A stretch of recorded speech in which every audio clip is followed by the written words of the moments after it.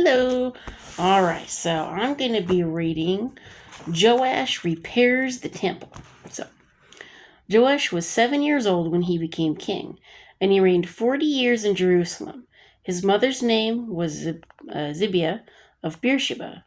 Joash did what was right in the sight of the Lord all the days of Jehoiada the priest. And Jehoiada took 2 wives for him, and he had sons and daughters. Now it happened after this that Joash set his heart on repairing the house of the Lord. Then he gathered the priests and the Levites and said to them, "Go out to the cities of Judah and gather from all Israel money to repair the house of your God from year to year, and see that you do it quickly." However, the Levites did not do it quickly. See, follow directions. So the king called Jehoiada the chief priest and said to him, "Why have you not required the Levites to bring in from Judah and from Jerusalem the collection, according to the commandment of Moses, the servant of the Lord, and of the assembly of Israel, for the tabernacle of witness?" For the sons of Athaliah, that wicked woman, had broken into the house of God, and had also presented all the dedicated things of the house of the Lord to the Baals. So, that's not good. Then, at the king's command, they made a chest and set it outside at the gate of the house of the Lord. And they made a proclamation throughout Judah and Jerusalem to bring to the Lord the collection that Moses, the servant of God, had imposed on Israel in the wilderness. Then all the leaders and all the people rejoiced, brought their contributions, and put them into the chest until all had given. So it was at that time, when the chest was brought to the king's official by the hand of the Levites, and when they saw that there was much money, that the king's scribe and the king's priest's officer came and emptied the chest, and took it and returned it to its place. Thus they did day by day, and gathered money in abundance. The king and Jehoiada gave it to those who did the work of the service of the house of the Lord, and they hired masons and carpenters to repair the house of the Lord, and also those who worked in iron and bronze to restore the house of the Lord. So the workmen labored, and the work was completed by them. They restored the house of God to its original condition and reinforced it. When they had finished, they brought the rest of the money before the king and Jehoiada. They made from it articles for the house of the Lord, articles for service and offering, spoons and vessels of gold and silver, and they offered burnt offerings in the house of the Lord continually all the days of Jehoiada. But Jehoiada grew old and was full of days, and he died. He was 130 years old when he died. Can you imagine living 130 years?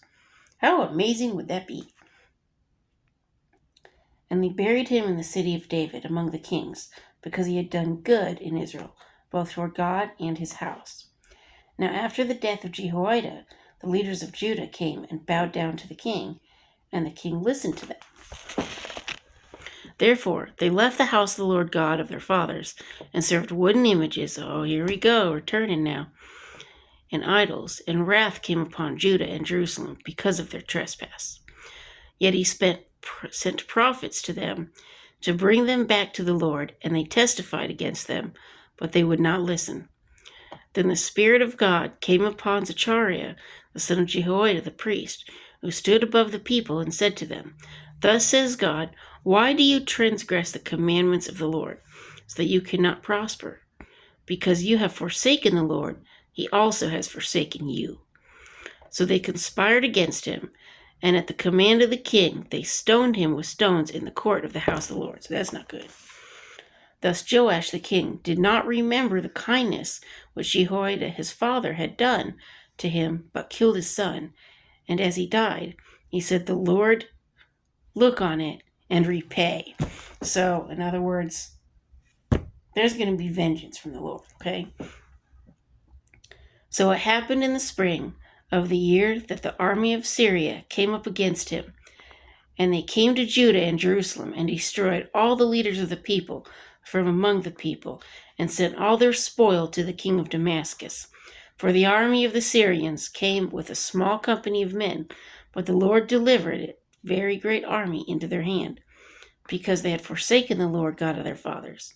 So they executed judgment against Joash.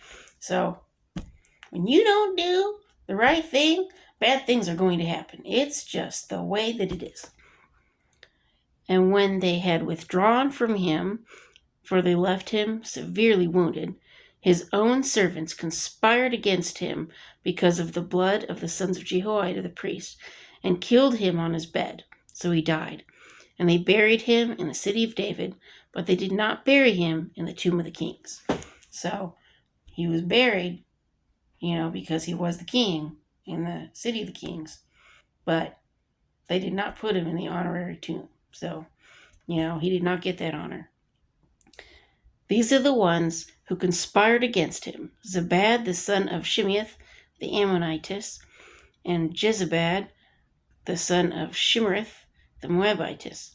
Now concerning his sons and the many oracles about him, and the repairing of the house of God, indeed they are written in the annals of the book of the kings.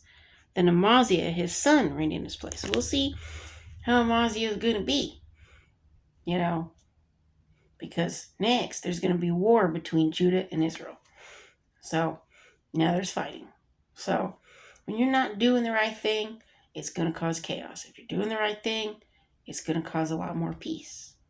So just is what it is. So anyway, thumbs up, like, and subscribe, and peace.